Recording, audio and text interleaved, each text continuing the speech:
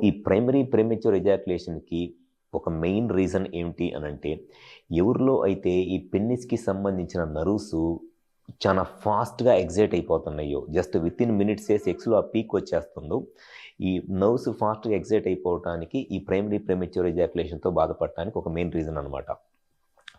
అలా కాకుండా స్టార్టింగ్‌లోనే ఎరెక్షను సెక్షువల్‌గా ఎక్కువసేపు చేస్తా, మధ్యలో ఏదైనా ఇన్ఫెక్షన్స్ వల్ల గానివ్వండి, లేకపోతే హార్మోన్ సమస్యల వల్ల కానివ్వండి, ఈ సెమెన్ అనేది తొందరగా ఔట్ అయిపోతుందనుకో, దాన్ని సెకండరీ ప్రీమెచ్యూర్ ఎజాక్యులేషన్ అంటారు. సో, ప్రైమరీ ప్రీమెచ్యూర్ ఎజాక్యులేషన్‌కి ఎక్కువ శాతము పెన్నిస్‌కి సంబంధించిన నర్వ్స్‌లో ప్రాబ్లమ్ ఉండటం వల్ల జరిగిద్ది.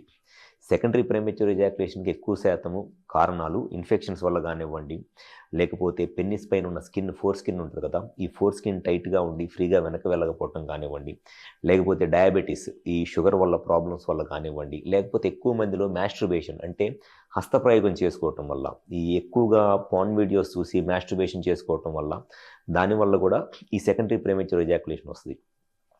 సో, ఎక్కువ మందిలో ఉండే సమస్య ఏంటి అనంటే సెకండరీ ప్రీమెచ్యూర్ ఎజాక్యులేషనే. ఆల్మోస్ట్ ఈ ప్రీమెచ్యూర్ ఎజాక్యులేషన్ లేదా శీఘ్రస్ఖలనంతో బాధపడే వాళ్ళలో ఎక్కువ మందిలో ఉండేది సెకండరీ ప్రీమెచ్యూర్ ఎజాక్యులేషన్ ప్రాబ్లమే ఉంటది.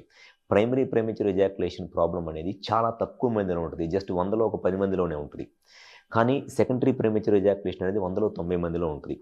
అది దానికి కారణమైతే మట్టికి ఎక్కువ శాతం ఇన్ఫెక్షన్స్, హార్మోన్స్‌లో ప్రాబ్లము, షుగరు గాని, డయాబెటిస్ లాంటి ప్రాబ్లమ్స్ కంట్రోల్‌లో లేకపోవటము, లేకపోతే ఈ పెన్నిస్‌కి పైన ఫోర్ స్కిన్ బాగా టైట్‌గా ఉండి ఫ్రీగా వెనక్కి వెళ్ళక ఆ గ్లాండ్స్ బాగా సెన్సిటివ్ అయిపోవటము, లేదా మాస్టర్బేషన్ హస్తప్రయోగం చేసుకోవటం రీజన్స్ ఉంటాయి.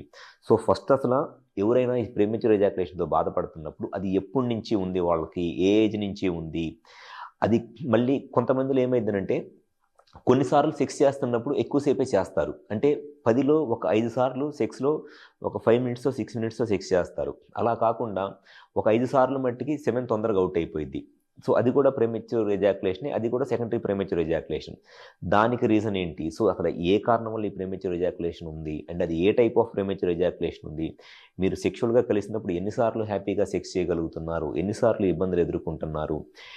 సో, ఇయన్నీ తెలిస్తేనే మనము ఈ ట్రీట్మెంట్‌కి కరెక్ట్‌గా సొల్యూషన్ చెప్పగలం. అంతేగాని జస్ట్ ఏదో మాకు శీఘ్రస్ఖలనం లేదా ప్రీమెచ్యూర్ ఎజాక్యులేషన్ ప్రాబ్లమ్ ఉంది. దానికి ట్రీట్మెంట్ చేయండి అనంటే అంత ఈజీగా ట్రీట్మెంట్ చేసేది కాదు.